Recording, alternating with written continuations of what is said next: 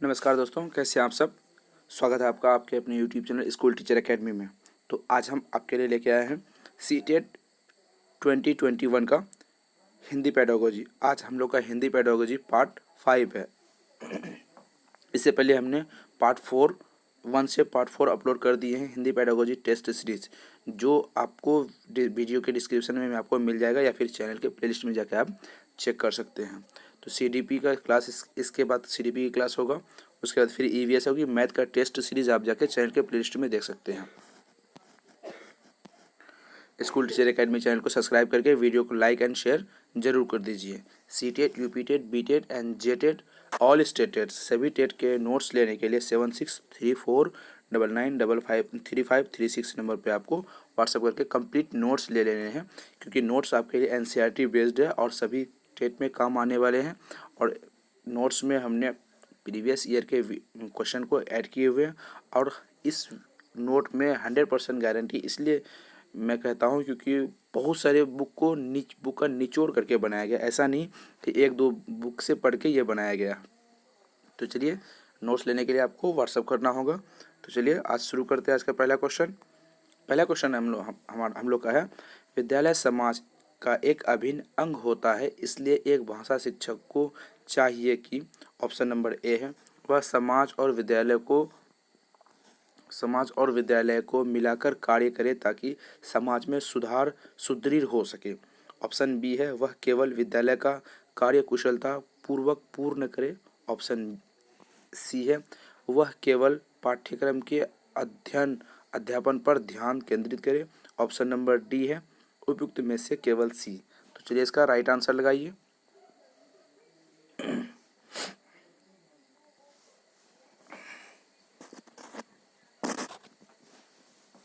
चलिए क्वेश्चन को एक बार अच्छी तरीके से समझते हैं। क्वेश्चन कहता है, विद्यालय समाज का एक अभिन्न अंग होता है, इसलिए भाषा शिक्षक को चाहिए।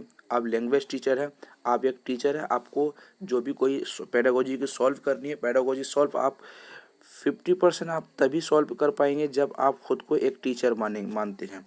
जैसे कि आपको इस तरीके से वीडियो लगातार देखेंगे तो आपका सीटेट क्वालिफाइड हो जाएगी। सीटेट क्वालिफाइड जैसे ही होंगे आपको जॉब मिल जाएगी। अब तो सीबीएसई ने ऐसा कर दिया है कि सीटेट अगर एक बार आप क्वालिफाइड हो गए हैं तो लाइफ टाइम इसकी वैलिडिटी बढ़ा दी है। सीटेट को एक बार अगर आप पास हो गए हैं तो इसकी वैलिडिटी वो लाइफ टाइम कर दी है। पहले 7 साल में आपकी सीटेट की कोई भी टेट की एक्सपायरी हो जाती है, पर सीटेट लाइफ टाइम कर दिया गया पहला। दूसरा, आप किसी भी स्टेट के लिए फॉर्म भर सकते हैं। सीटेट अगर आप क्वालिफाइड हो गए हैं, सीटेट अगर आप पास हो गए हैं तो किसी भी स्टेट में आप ज्वाइनिंग कर सकते हैं। आपकी जो भी स्टेटेड यानी एस्टेट की जो भी स्टेट लेवल के जो भी टीचिंग एग्ज़ाम होते हैं उसमें आप क्वालिफाइड नहीं भी होते तो कोई मैटर नहीं है, आपको क्वालिफाइड करने की वहाँ कोई ज़रूरत नहीं। अगर आपको सीटेट है तो सीटेट के द्वारा आप वहाँ से फॉर्म भर सकते हैं। आपको जो पहले प्रायोरिटी दी जाएगी। शायद प्रायोरिटी की बात अभी तक नहीं है कि पहले जो सीटेट है कि पहले प्रायोरिटी दी जाएगी, लेकिन 2019-20 में जो एजुकेशन पॉलिसी लाई गई है इसमें से सिर्फ सीटेट पे फोकस की गई है। मेरे ख्याल से स्टेट में जितने भी टीटी होंगे वो अब ख़त्म कर दिए जाएंगे। तो इसीलिए आपको इस तरीके से वीडियो लगातार कंटिन्यू देखना है और अपनी मंजिल को हासिल करना है। आपको फर्स्ट टाइम में नोट्स लेना है, फर्स्ट टाइम में सीटेट क्लियर करना 100% आपके लिए हो जाएंगे। चलिए क्वेश्चन को देखते हैं। क्वेश्चन कहता है, एक विद्यालय समाज का एक अभिन्न अंग होता है। जाहिर सी बात है, विद्यालय से आप जो सीखते हैं वही समाज में आप प्रदान करते हैं, क्योंकि विद्यालय समाज का अभिन्न अंग होते हैं। विद्यालय से ही विद्यार्थी अपने जीवन में सफल और असफल होने का साधन वहीं पर चुनते हैं, क्योंकि वहाँ पे एजुकेशन बेहतर तरीके से हमें सिर्फ ज्ञान नहीं होती, शैक्षिक ज्ञान नहीं होती, हमें व्यवहारिक ज्ञान भी वहीं से शुरू होती है। तो यहाँ पर है एक अभिन्न अंग है, इसलिए भाषा शिक्षक को चाहिए। एक लैंग्वेज टीचर को क्या चाहिए, वह समाज और विद्यालय को मिलाकर कार्य कर सके ताकि समाज में सुदृढ़ हो सके। ये आपका ऑप्शन सही हो सकते हैं। चलिए पहले सारे ऑप्शन देखेंगे तभी कुछ सोचेंगे कि क्या सीटेट में आप सबसे पहले सारे क्वेश्चन को देखेंगे, उसके बाद आप क्वेश्चन को डिटेल में ऑप्शन देखेंगे, उसके बाद आप अपने ऑप्शन को डिटेल में डील करेंगे। क्योंकि यहाँ पर सीटेट में 4 ऑप्शन अगर पूछे जाते हैं, 4 में से 2 ऑप्शन आपके सही लगते हैं। लगभग उसमें 99 100 का फ़र्क होता है। लगता है आपको ये क्वेश्चन सही होंगे, पर उनमें से एक ही 100 वाले क्वेश्चन सॉल्व सही होते हैं। तो हम टैग के माध्यम से देखेंगे, तो ये क्वेश्चन सही लगते हैं। केवल बी, यहाँ पर पूछा है केवल बी, वह केवल विद्यालय का कार्य कुशलता पूर्वक पूर्ण करता है। यहाँ पर आवे केवल, केवल का मतलब होता है नेगेटिव। आपको अगर ये समझ नहीं आती है केवल कार्य, इस तरीके से जो वीडियो, इस जो वर्ड आते हैं आपके क्वेश्चन में, ये समझ नहीं आती, तो आप टैग वाली वीडियो देखिए, हमारे चैनल पे पड़ी हुई है टैग वाली वीडियो। अगर आप देख लेंगे, मैं आपको लिंक भी भेज दूंगा। अगर व्हाट्सएप में मैसेज करके आप लिंक मंगा सकते हैं, मैं अगर लिंक दे दूंगा आपको केवल वाली वीडियो, ये टैग वाली, तो वहाँ अगर आप देखेंगे तो आपको 100% क्लियर हो जाएगी कि कौन से क्वेश्चन देखते ही साथ आप समझ जाओगे कि ये क्वेश्चन बिल्कुल गलत है। तो ऑप्शन नंबर सी को देखते हैं, केवल, यहाँ पर भी केवल है, ये भी क्वेश्चन गलत है। यहाँ पर आपको आता है, यहाँ पर ऑप्शन नंबर सी क्या है, ऑप्शन नंबर डी है, यहाँ पर भी केवल है। तो ऑप्शन ए खत्म, डी खत्म है, ऑप्शन सी खत्म और नहीं होंगे, ऑप्शन बी नहीं होंगे, तो इसका मतलब ऑप्शन नंबर ए सही होंगे।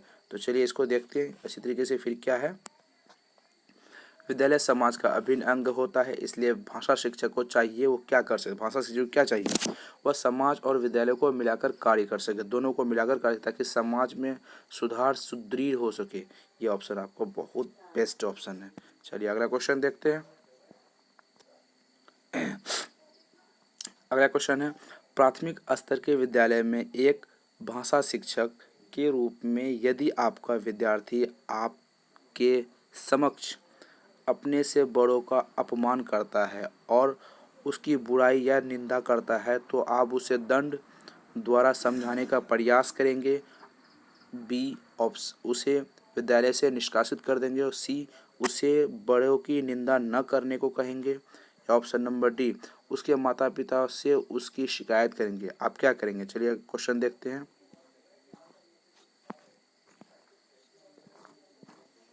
चलिए आप अपना ऑप्शन बताइए।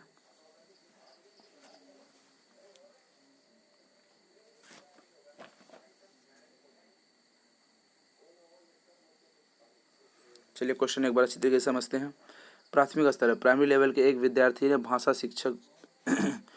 शिक्षक के रूप में, यदि आप एक लैंग्वेज टीचर है के रूप, अब लैंग्वेज टीचर है उस विद्यालय में के रूप में, यदि आपका विद्यार्थी आपके समक्ष, यहाँ पर क्वेश्चन, आपके समक्ष अपने से बड़ों की बुराई, बड़ों का अपमान करता है, तो आप उस बुराई को या बुराई या निंदा करता है, तो आप क्या करेंगे, उसे दंड देंगे। बच्चे को आप दंड कभी नहीं दे सकते, उसे समझा सकते हैं, प्यार से समझा सकते हैं, लेकिन बच्चे को दंड नहीं दे सकते। ये टैग वर्ड गलत है, इसका ये क्वेश्चन ही गलत होगा, ये ऑप्शन आपका गलत है। उसे विद्यालय से निष्कासित करता है। आपको अधिकार नहीं है किसी भी विद्यार्थी को, किसी भी विद्यार्थी को स्कूल से निष्कासित कर दीजिए, आप वहाँ से नहीं निकाल सकते किसी भी, आपको ये हक नहीं है। अगर आपको ये हक देता है तो हमारे देश में ऐसे बहुत सारे टीचर पड़े हैं जो बच्चे को पर्सनल दुश्मनी के कारण, पर्सनल इशू के कारण बच्चे को स्कूल से बाहर कर देंगे, इसीलिए वो बच्चा इस एजुकेशन से वंचित होगा। आगे चल के हमारा देश इसी तहत आगे बढ़ते बढ़ते हमारे देश में एजुकेशन सिस्टम बहुत बेकार हो जाएंगे। इसीलिए आप ना बच्चे को दंड दे सकते हैं, क्योंकि ये भी पर्सनल इशू मैटर ला सकते हैं। दंड देने से बच्चे की मानसिकता कमज़ोर हो जाती है, निष्कासित करने से बच्चों में एजुकेशन के प्रति घृणा आ जाती है, तो ये भी आप नहीं कर सकते। बहुत सारी ब्रॉड टॉपिक है ये सब टॉपिक को देखने के लिए आपको चैनल में बहुत सारे वीडियोस पड़े हैं, इसके लेक्चर वीडियो, हिंदी के जो लेक्चर वीडियो हैं उसको आपको देखनी पड़ेंगे। ऑप्शन सी उसे बड़ों की निंदा न करने को कहेंगे, ये आपका बेस्ट ऑप्शन है, बड़ों की निंदा नहीं करने को कहेंगे। अगर आप बच्चे को प्यार से समझाएंगे, आप उसे अच्छी तरीके से समझाएंगे, और जब समझ जाए, बच्चे को समझाने के बाद बच्चे समझ जाएंगे। ऑप्शन नंबर सी इसका राइट आंसर है। चलिए अगला क्वेश्चन देखते हैं। भाषा शिक्षण में उसके प्रयोग संबंधित समस्याओं की जांच या पहचान किस शिक्षण से संबंधित है।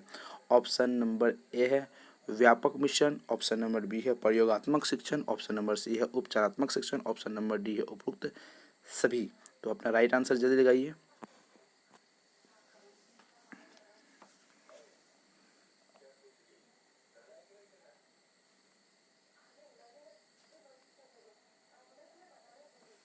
चलिए क्वेश्चन क्या कहता है देखते हैं एक बार। भाषा शिक्षण में उसके प्रयोग जो होती है, बच्चे जो कुछ अपने आप से जो जोड़ते हैं, समस्याओं की जांच या पहचान किस शिक्षण से संबंधित करता है? व्यापक शिक्षण, ये नहीं होगा ऑप्शन ए। प्रयोगात्मक शिक्षण, यहाँ पर प्रयोग है, तो प्रयोगात्मक शिक्षण होगा। चलिए अगला क्वेश्चन देखते हैं। सिंपल सा क्वेश्चन पूछता, ज़्यादा क्वेश्चन घुमा फिरा के कभी कभी सीटेट में ऐसे क्वेश्चन पूछते हैं जो आप कन्फ्यूज़ होते हैं। सीटेट का एग्ज़ाम मतलब कन्फ्यूज़न को क्लियर करना। अगर आपकी कन्फ्यूज़न क्लियर है सॉरी अगर आपकी कन्फ्यूजन क्लियर है तो सीटेट आपकी आराम से निकल सकती है। कन्फ्यूजन क्लियर करने के लिए आपको कंटिन्यू वीडियो देखनी पड़ेगी, नोट्स पढ़नी पड़ेगी।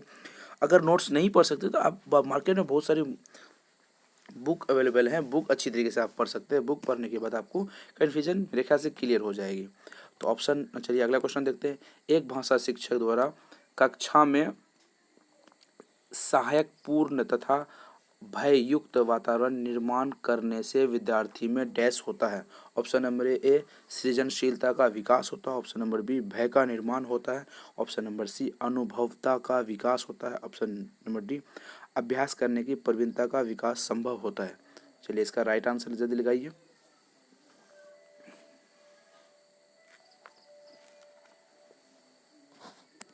चलिए क्वेश्चन क्या कहता है अच्छी तरीके से एक बार देखते हैं। क्वेश्चन कहता है एक भाषा शिक्षक द्वारा, भाषा शिक्षक लैंग्वेज टीचर हैं आप, सहायक पूर्ण तथा भययुक्त मतलब बिना डर के, बच्चे को डराना नहीं, बिना डर के, क्योंकि बच्चे क्या करते हैं, टीचर क्या करते हैं, बच्चे को डराते हैं, बिना डर के वातावरण निर्मित करते हैं, एक सहायता करते हैं बच्चे को। अब एक टीचर है, भाषा शिक्षक है, बच्चे को सहायता करते हैं और बच्चे को आप डराते नहीं है। बच्चे के मन में ये बैठता है कि ये मेरे शिक्षक कम फ्रेंड बेहतर है। फ्रेंड से कोई डरते नहीं, शिक्षक से क्रूर टीचर होते हैं जो उनसे लोग डरते हैं। क्रूर टीचर नहीं बनना है। सहायक शिक्षक होने के नाते आप भय मुक्त वातावरण जो आपके इन्वायरमेंट वहाँ पे है, वातावरण निर्मित करने से विद्यार्थी में क्या होता है, सृजनशीलता का विकास होता है। सृजनशीलता आपका ये बेस्ट आंसर है, क्योंकि सृजनशीलता मतलब बच्चे को आगे बढ़ने की, क्यूरियोसिटी होने की, नए नए ज्ञान सीखने का विकास होना ही सृजनशीलता कहलाता है। तो सृजनशीलता ये आपका पॉजिटिव टैग वर्ड जहाँ भी आपको मिले वो वाला क्वेश्चन आपका सही होगा। चलिए अगला क्वेश्चन देखते हैं। हिंदी भाषा शिक्षण में एक जटिल तथा मुहावरेदार वाक्य संप्रेषण को सदैव बनाते हैं। ऑप्शन है आसान, ऑप्शन बी कठिन, ऑप्शन सी अप्रभावी, ऑप्शन सी कुंठित। चलिए इसका राइट आंसर जल्दी लगाइए।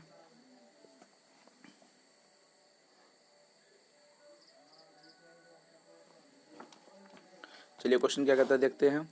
हिंदी भाषा शिक्षण में एक जटिल मतलब आप एक हिंदी भाषा शिक्षक है, लैंग्वेज टीचर हैं, जटिल तथा मुहावरे की बात हो रही है यहाँ पे। वाक्य संप्रेषण मतलब संप्रेषण आदान प्रदान को संप्रेषण करते हैं, आप सुनते हैं और बोलते हैं। सदैव बनाते हैं, आसान नहीं बना सकते। जटिल वाक्य और मुहावरे को आसान नहीं कठिन नहीं बना सकते, कठिन भी नहीं होगा। अप्रभावित होंगे नहीं। लेकिन आपके यहाँ पे कन्फ्यूजन कहाँ पर होता है, ये नहीं होंगे, ये नहीं होंगे। मैं आपको क्लियर बताता हूँ। तो ये आपके रॉन्ग हो जाते हैं, ये आपके रॉन्ग हो जाते हैं। तो आसान हो सकते हैं, कुंठित हो सकते हैं। आसान मुहावरे में और जटिल समस्याओं में, वाक्य संप्रेषण में आसान नहीं हो सकता। आपके राइट आंसर है ऑप्शन नंबर डी। चलिए अगला क्वेश्चन देखते हैं।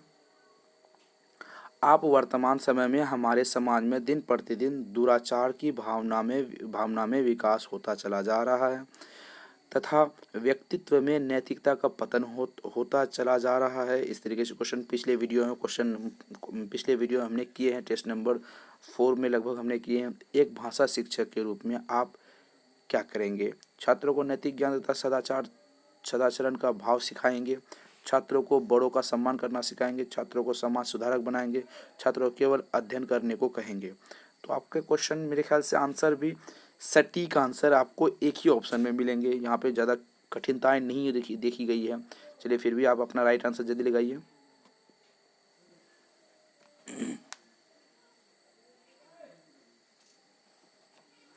चलिए क्वेश्चन समझते हैं। आप वर्तमान समय में प्रेजेंट टाइम जो अभी आपने देखना है, हमारे समाज में दिन प्रतिदिन रेगुलर जो लगातार दुराचार मतलब गलत भावना विकास होता चला जा रहा है तथा व्यक्तित्व में नैतिकता नहीं आ रही, एक मॉरल नहीं आ रही। जो हमारे पर्सनैलिटी है उसमें मॉरलता नहीं आ रही। नैतिकता मतलब सच्चाई के, एक अच्छाई का, एक सही का पतन होता चला जा रहा है, वो नहीं आ रहा। तो भाषा एक लैंग्वेज टीचर आप है, तो लैंग्वेज टीचर के रूप में आप बच्चे को क्या सिखाएंगे कि बच्चे में नेक्स्ट आगे जनरेशन में आके बच्चे जब बड़े होंगे तो समाज में वो व्यक्तित्व भिन्नता के आधार पे नैतिकता ला सके। यहाँ पर नैतिकता बच्चे ला सके, वो आप किस तरीके से कर पाएंगे, क्या कहेंगे बच्चे को। छात्रों को नैतिक ज्ञान तथा सदाचार का भावना सिखाएंगे। सिंपल सा क्वेश्चन है, ये आपके राइट आंसर है। छात्रों को नैतिक ज्ञान सिखाएंगे, नैतिकता लाने के लिए तो हमें नैतिक का ज्ञान चाहिए तथा सदाचरण का भाव सिखाएंगे। सदाचरण भाव सिखाने के बाद आगे चल के बच्चों की आने वाली पीढ़ी या फिर बच्चे जो बड़े होंगे समाज का निर्माण करेंगे। जब बच्चे बड़े होकर तो वो अपना सदाचरण के रूप में उस समाज का निर्माण करेंगे। छात्रों को बड़े का सम्मान, यहाँ बड़ों का सम्मान नैतिकता में कहाँ से आ गई, हो सकते हैं लेकिन इससे बेहतर नहीं हो सकते। मैंने कहा ये भी हो सकते हैं, छात्रों को बड़े को सम्मान करना सिखाएंगे, आपका ये भी मॉरल डेवलपमेंट के अंतर्गत आता है। पर ये बेस्ट कौन है, आपके बेस्ट है ऑप्शन नंबर है। छात्रों को समाज सुधारक बनेंगे, ये भी आप कर सकते हैं, समाज सुधारक बना सकते हैं छात्रों को केवल, ये आपके बिल्कुल गलत है। तो यहाँ पर आपके 3 क्वेश्चन सही हैं, 3 ऑप्शन सही है। 3 ऑप्शन में बेस्ट कौन है, नैतिकता तथा सदाचरण भाव सिखाएंगे। ऑप्शन नंबर ए आपके बेस्ट है, क्योंकि ऑप्शन नंबर बी और सी थोड़ा सा कमजोर पड़ रहे हैं एक ऑप्शन ए के सामने। चलिए अगला क्वेश्चन देखते हैं। हिंदी भाषा शिक्षण में निर्माणकारी उपागम संबंधित है। ऑप्शन नंबर बच्चों के व्याकरण संबंधी त्रुटियों से, ऑप्शन नंबर बी बच्चों के भाषागत शुद्धता से, ऑप्शन नंबर सी बच्चों के द्वारा किए गए प्रयोगों से, ऑप्शन नंबर डी उपयुक्त सभी। अपना राइट आंसर जल्दी लगाइए।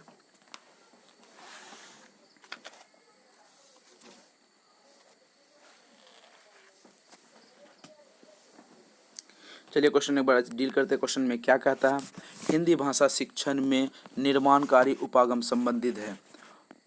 क्या है, बच्चों को व्याकरण संबंधी। यहाँ पे बच्चों को व्याकरण कहाँ से आ गया, हिंदी भाषा लैंग्वेज है, निर्माणकारी उपागम आप बेहतर उसको डेवलपमेंट के रास्ते पे ले जाते। उपागम सिखा रहे, एक नई नई चीज़ को मोरल डेवलपमेंट के आधार अंतर्गत सिखा रहे, तो व्याकरण कभी नहीं आएगा। त्रुटियों, तो पहली बात तो यहाँ पे व्याकरण है, दूसरा त्रुटि है।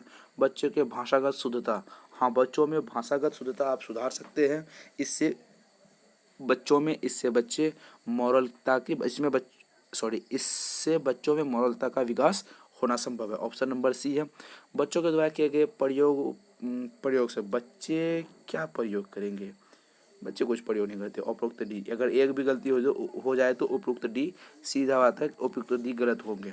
चलिए अगला क्वेश्चन देखते हैं। भाषा शिक्षण में प्रवीणता कैसे प्राप्त की जा सकती है, कैसे प्राप्त की जा सकती है। शिक्षण विधियों द्वारा, ऑप्शन नंबर बी है। विद्यार्थियों की अभिव्यक्तित्व द्वारा, ऑप्शन नंबर सी है। विद्यार्थियों की परीक्षा द्वारा, ऑप्शन नंबर डी है। विद्यार्थियों के अध्यापन द्वारा। तो चलिए इसका राइट आंसर जल्दी लगाइए आप।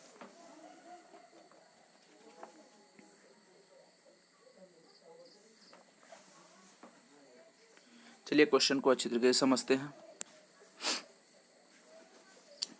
भाषा शिक्षण में प्रवीणता कैसे प्राप्त की जा सकती है।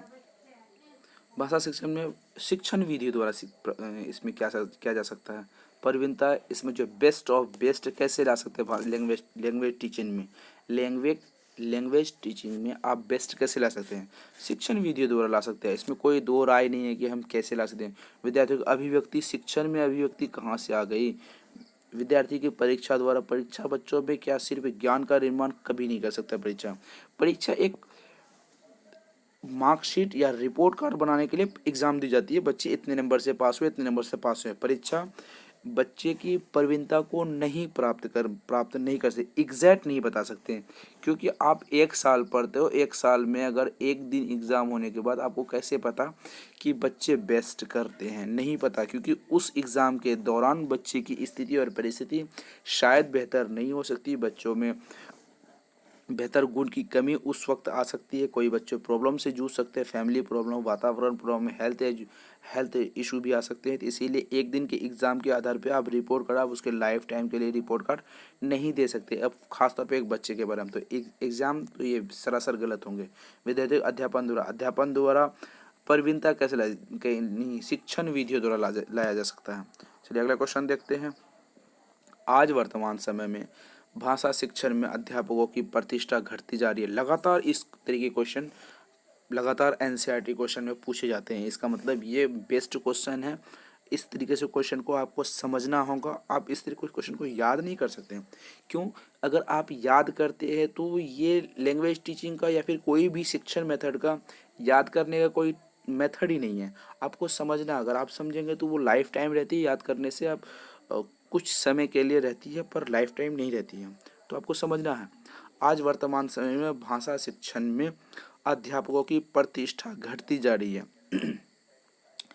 जिसका मुख्य कारण है ऑप्शन नंबर ए समाज व विद्यालय के प्रति कर्तव्य, ऑप्शन नंबर बी है अध्यापक के प्रति उदासीनता, ऑप्शन नंबर सी है कर्तव्य के प्रति निष्ठा, ऑप्शन नंबर डी है प्रेरणा का अभाव। ऑप्शन आपको कंफ्यूज कर रहे हैं, इतना मैं कहूँगा कि ऑप्शन आपको बिल्कुल कंफ्यूज कर रहे हैं, लेकिन आपको कंफ्यूज नहीं होना है। आपको इसका बेस्ट आंसर देना है। चलिए अपना अपने में एक आंसर दीजिए।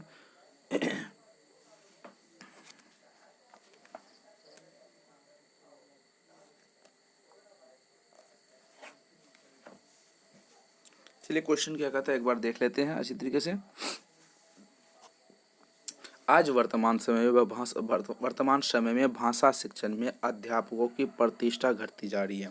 जो आज हम प्रेजेंट टाइम जी रहे हैं, अध्यापक जो टीचर होते हैं उसकी जो प्रतिष्ठा होती है, उसकी जो मान मर्यादा, जो उसकी सम्मानता जो घटती है, उसका मुख्य कारण क्या है? समाज और विद्यालय के प्रति कर्तव्य।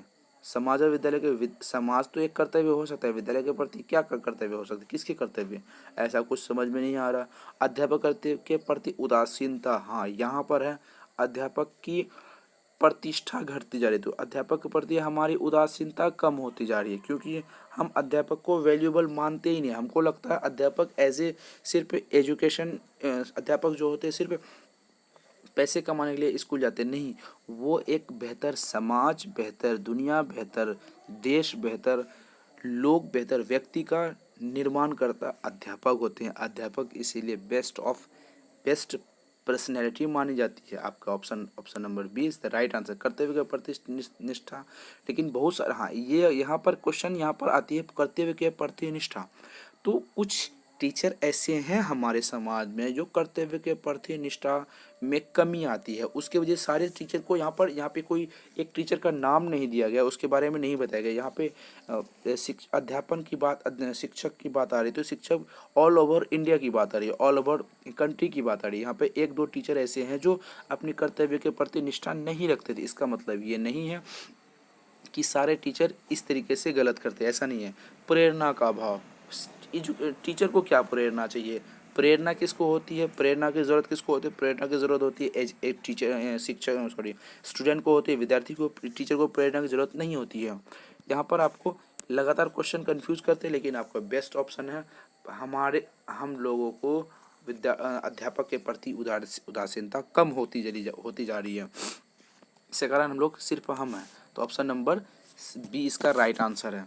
तो आज के लिए बस इतना ही। वीडियो अच्छी लगे तो वीडियो को लाइक एंड शेयर जरूर कर दें, बेल आइकन को प्रेस कर दें, चैनल को सब्सक्राइब करके बेल आइकन को प्रेस कर दें। आपको 10 में से बताना होगा कमेंट में कि आपको कितने आप कर पाए। मैंने पहले भी कहा 10 में से अगर आप 8 करते हैं तो